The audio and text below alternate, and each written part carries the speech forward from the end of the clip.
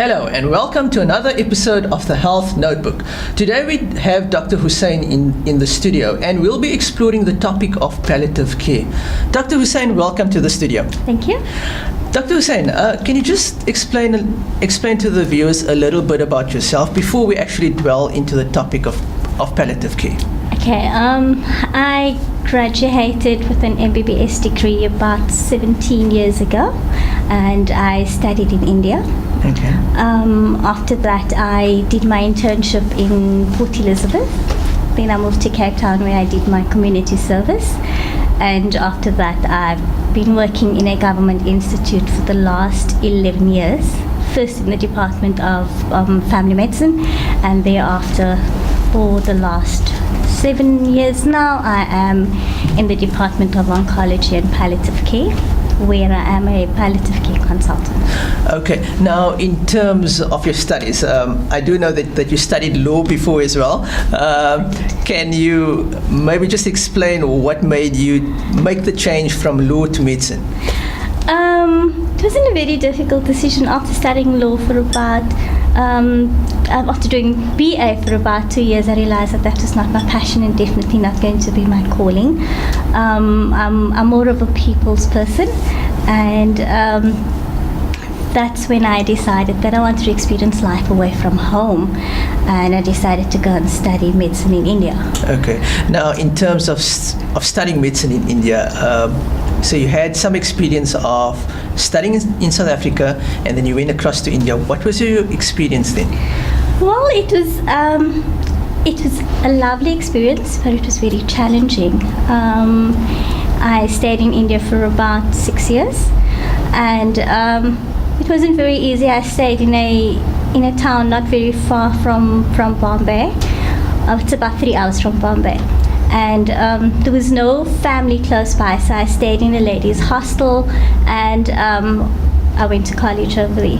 I think the challenges was that when you're a foreigner studying in a different country, you are always considered to be an outsider in that country. And I must say that in India, the students are extremely competitive. And for me, that was the hardest thing, the competition that was there. Okay. And besides the competition, what about the language barrier? How did you overcome that? Was lectures in English or? Well, fortunately, India is extremely modernized now. But I mean, way back then as well, everything was conducted in English.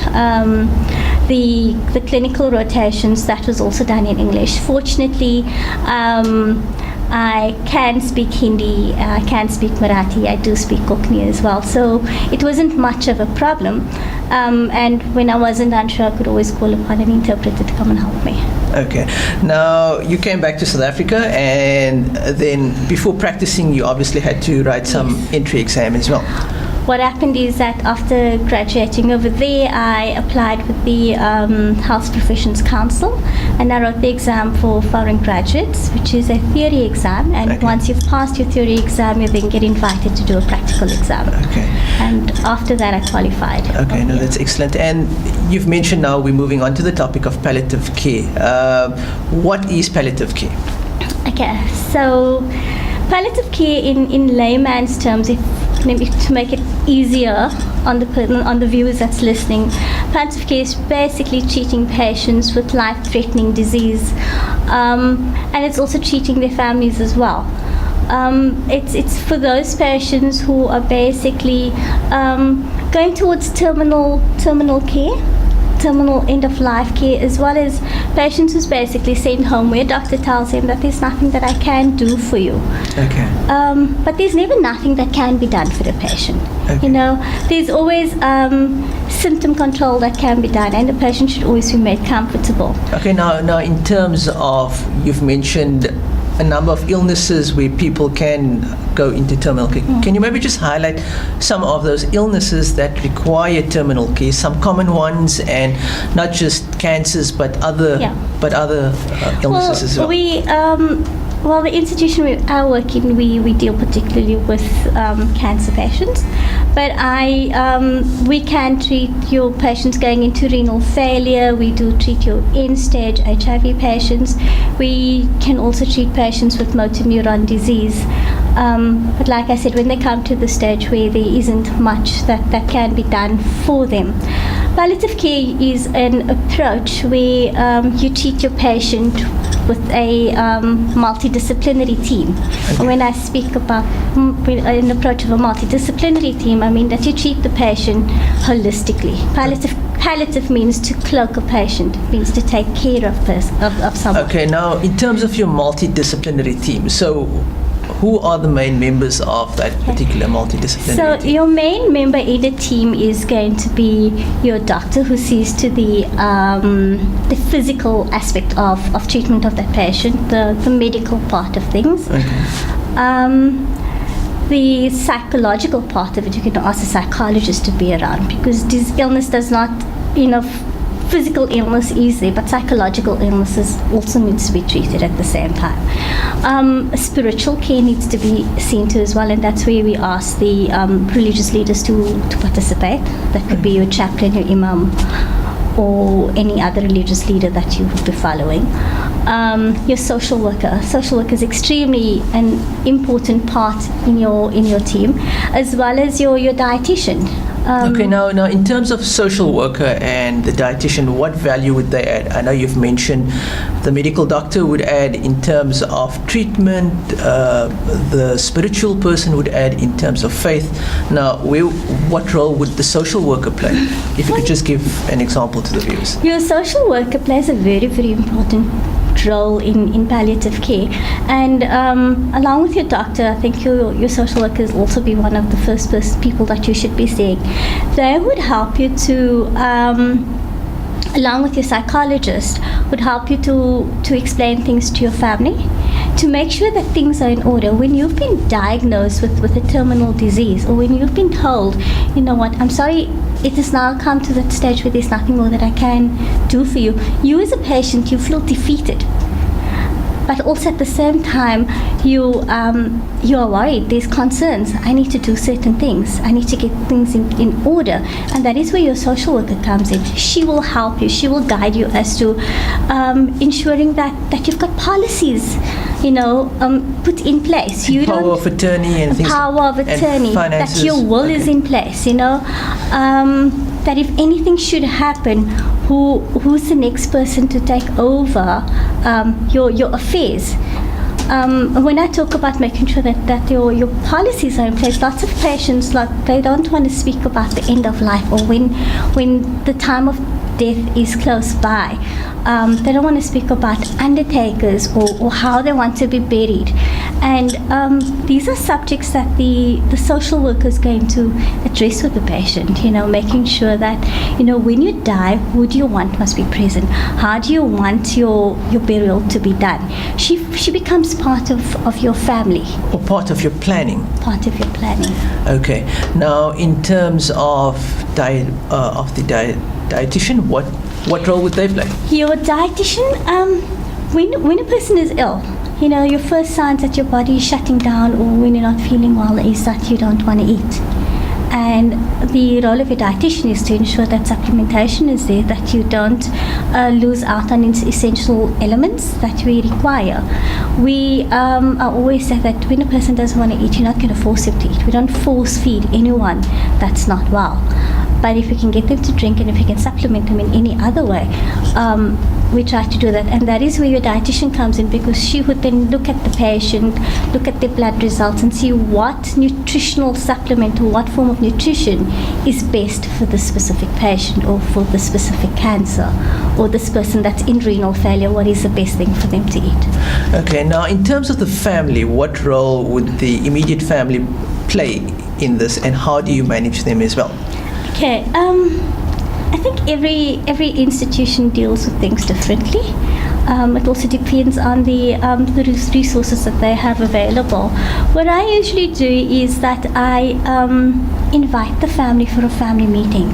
So once a diagnosis has been made, the initial diagnosis, we always call upon the the patient to come along with the family member. And that's when you would now be breaking the bad news. But I think what we need to bear in mind at that time is that the person only hears what they want to hear. So they only take in a certain amount of information, and after that, nothing gets taken in. Once we decide as to how far the patient is in their line of treatment, when an oncologist or any other doctor now decides that the patients have their full treatment and they have now become planning for palliative care, that's when the patient gets referred to me. Okay. Now, in terms of referring patients to a palliative care doctor, what is the process available to people out there? So I then have a family meeting where I ask the patient to invite family members that they would like to have present there so that I can chat to them as well. It's important to gauge as to how much information the family knows. And at the same time, prior to the meeting, I then get permission from the patient to see if he's comfortable with me divulging information. Because sometimes you're sort of consenting to disclose information, because lots of times family don't know what's going on. And when you have this meeting, it's always good to have the social worker sitting over there, the psychologist sitting over there, as well as the spiritual leader, the chaplain or the imam sitting over there as well. Because you're going to be giving this family information. They're going to be hearing that their mother or father or uncle is going to be dying soon. And there's probably a lot of questions that they'd like to answer. A lot of questions that they would like to answer. Okay. At the same time, we make our services available so that if they don't want to ask you any questions at that specific time, they're welcome to call us at another stage and we can try to answer them. Okay, now in terms of referring patients to palliative care doctors, what's the process available out there to refer patients? So when in the state setting, if I'm talking about Fritz Care Hospital and those places, they refer directly to St. Luke's Hospice. So initially when a patient gets diagnosed, it's all part of the initial referral system. So you're going to refer to to St. Luke's Hospice.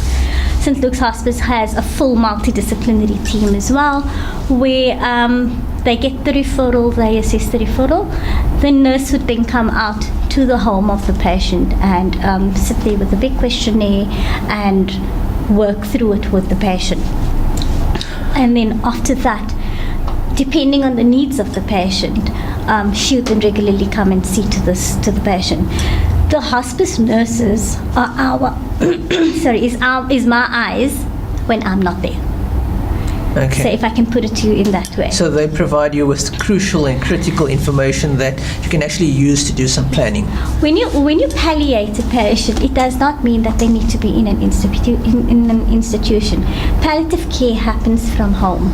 Okay. Palliative care is caring for that patient in an environment where they want to be in. So if a patient comes and says to me, "Doctor, I don't want to die in hospital." That's it. That was my next question where I was going to ask you, can you deliver some aspects of palliative care? Yes.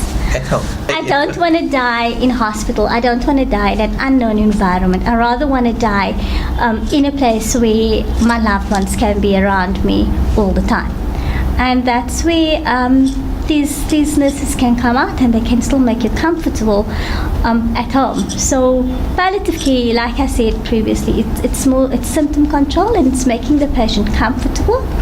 It's giving the patient quality of life when you can't give them quantity of life. Okay, now you've mentioned an important aspect which is called symptom control. And how do you manage the symptoms, which is number one in terms of treatment? I know people normally think palliative care, end of life, there's morphine over there. So just go into that particular aspect. You mentioned morphine. Okay. So when we talk about symptom control, when we treat a patient, you treat them holistically. Okay, and we look at pain. Pain is the most important symptom that a lot of people have. But when you look at pain, you look at pain totally. And when I say totally, pain can be physical, you can have spiritual, you can have psychological, and you have social pain. So physical pain is the pain we feel from our illness. Social pain is, I'm busy dying, I don't have my finances in order, how am I going to manage, how's my family going to survive? Spiritual pain is asking yourself, why is this happening to me? What did I do wrong for this to happen to me? And psychological pain is just about dealing with the illness on your own. And all of this can perceive as pain, and they can intensify your feelings of pain. When you're scared, when you're anxious, when you're feeling depressed, all of those things can precipitate the sensation of pain. So when you're treating a patient with pain, we work on certain levels of pain, and you usually start from the lowest drug and you move up to the highest level of pain control. The highest level of pain control being morphine, which is what you asked. People have a lot of misconceptions about morphine. They always feel that, once morphine has been initiated, that is the end of the patient. So there's sort of a stigma associated. There's a stigma attached to morphine, but it's more because of the ignorance associated with it. Morphine is one of your safest drugs that you can use if it is used properly, and it's also one of your easiest drugs to use. Okay, now in terms of, you've mentioned something about social pain and psychological pain and spiritual pain as well. What role does your spiritual leader play in this entire treatment process? Your spiritual leader walks the path with you. Along with your doctor and your other teams, your spiritual leader is the one who's going to help you to come to terms with what is happening to you, to make you understand why this is happening. Because once you've been diagnosed with something, you always start questioning. You start to question, and you want to know why. What did I do wrong? And that is where your spiritual healer comes, and he helps you to find clarity. And once you've got clarity, once you start to accept what is happening to you, it makes your path along that road of your illness so much easier.